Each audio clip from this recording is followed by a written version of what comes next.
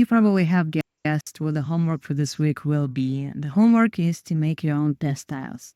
I do recommend making a lot of different test styles all at once because it takes time and it's kind of this monotonous task that you want to just get over with, which is why I invite you to create at least some test styles right now.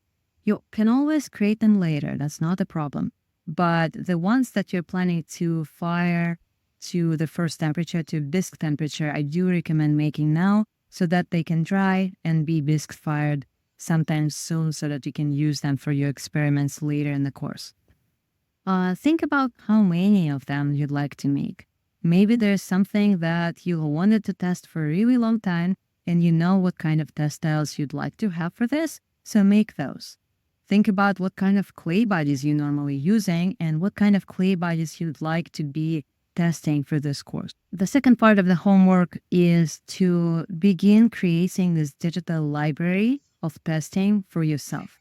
If you have any tests that you've done before and you haven't recorded them digitally, I invite you to write them down while you still remember what they are. It's possible it's your favorite recipe ever. It's possible it's your favorite commercial glaze, or maybe an interesting technique that you've tried. If you have some pictures, just put it out there into your presentation and make this presentation to be called My Favorite Techniques and Glazes or something like that. Just keep it right there in front of you and you will get inspired over and over again because the object that you might have created might not be longer with you, but at least the image and the exact recipe and the technique will be right in front of you.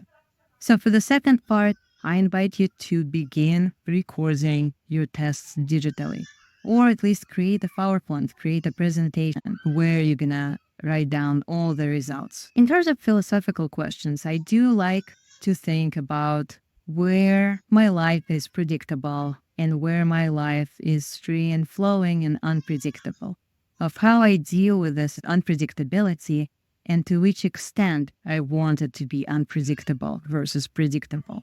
Different people can tolerate different levels of unpredictability. Different people like risks in different ways.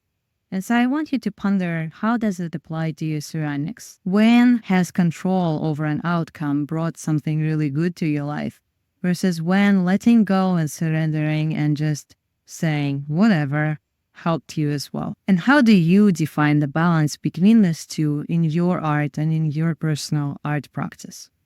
Thank you so much, and I'll see you next week.